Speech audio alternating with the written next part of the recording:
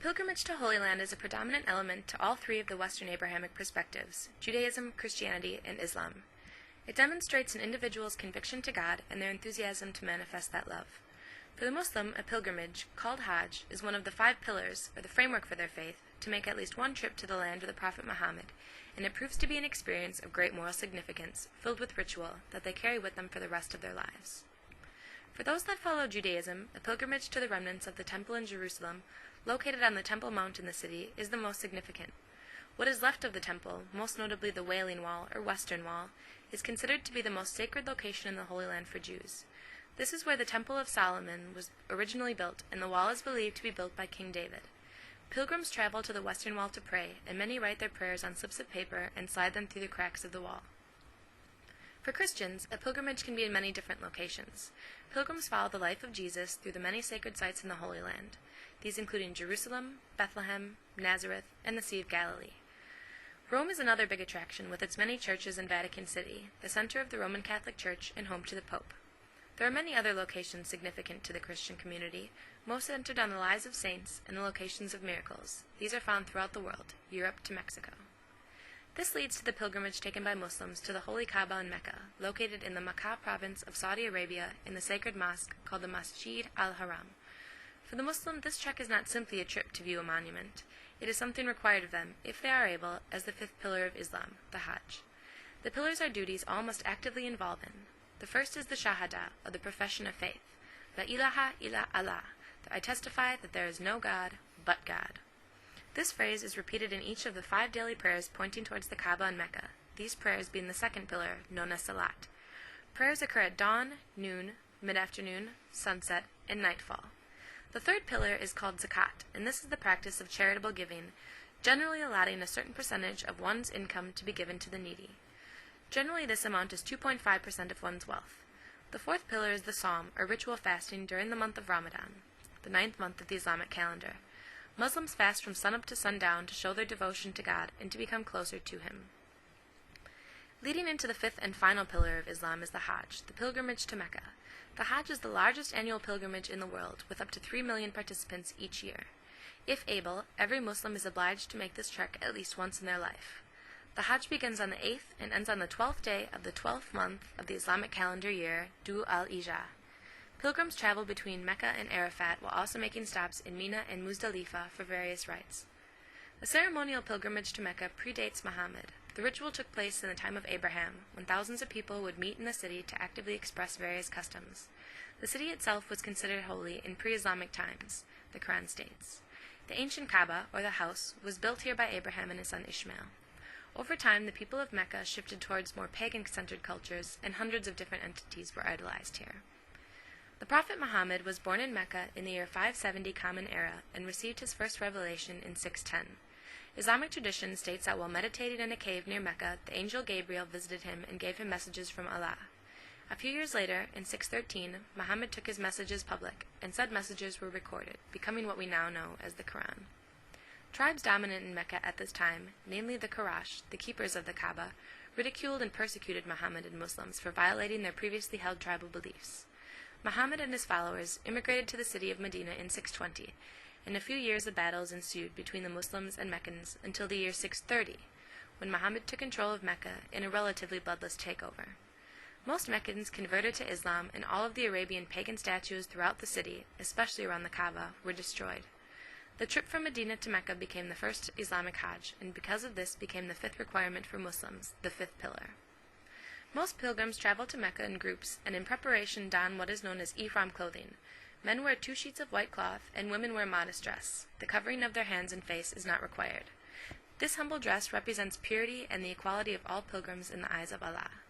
Ihram clothing is put on upon arrival to Miqat, one of the locations designated in Mecca for Muslims to make a vow of pilgrimage.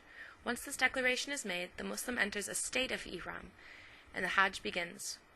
While wearing Ihram, pilgrims cannot shave, swear, kill any living things, or engage in sexual relations.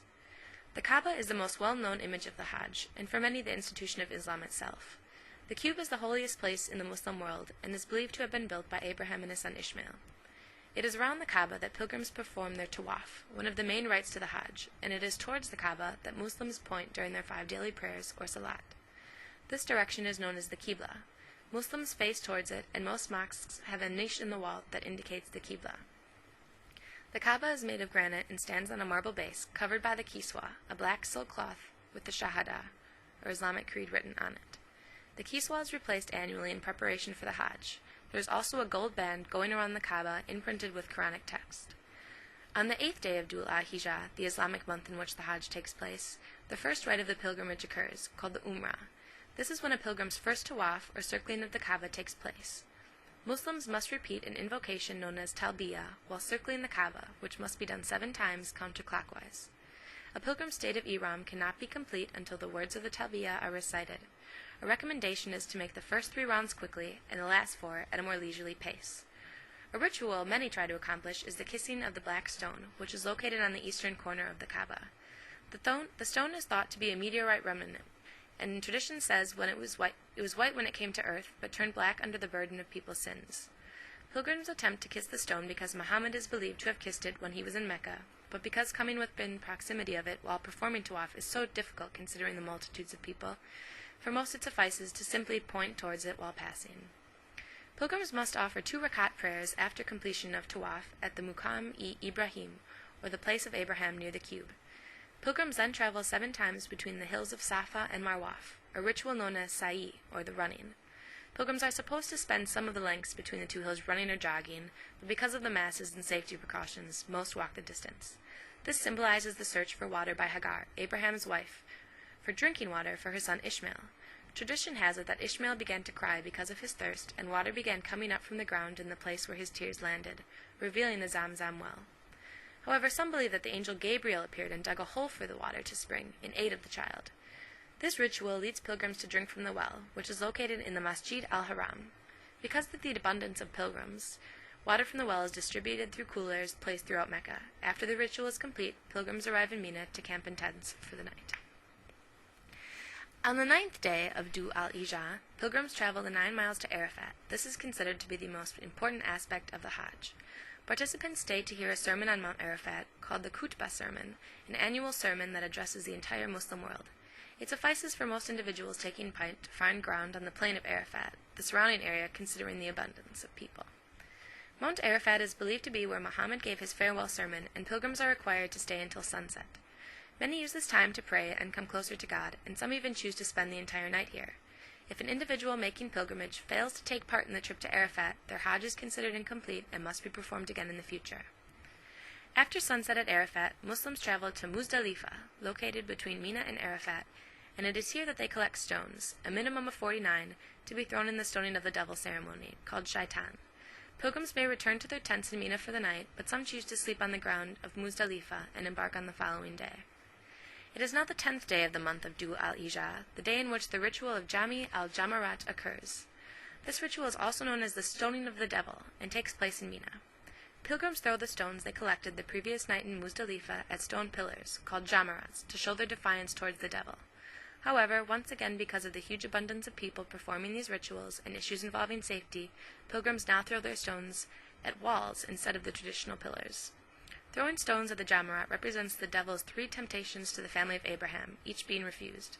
The first Jamarat represents the devil tempting Abraham away from sacrificing Ishmael, which is what God asked of him. The second represents the devil tempting Hagar to stop Abraham from sacrificing Ishmael, and the third temptation was trying to get Ishmael to avoid being sacrificed. This act represents the importance of God, and that serving him is the ultimate show of faith in him and to him. The 3 Jamarats vary in size. The first is the smallest, known as the Jamarat tul Ula.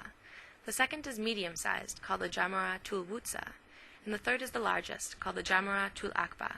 On this day, the 10th of the month, pilgrims are required to throw stones at the third and largest Jamarat only, and it must be hit 7 times. During the final 2 days, the last of the Hajj, the pilgrims must return and hit each Jamarat 7 times. Pilgrims have access to the 3 walls by way of the Jamarat multi-level pedestrian bridge. The overcrowding has been hazardous in the past. On the 10th day of the Dhul al-Hijjah, following the stoning of the devil, the rite known as Eid ul-Adha takes place, an animal sacrifice. After God saw how Abraham was intent on sacrificing his son Ishmael by his Lord's command, God had mercy and allowed Abraham to replace his son with a ram sacrifice. The animal sacrifice is done in remembrance of the mercy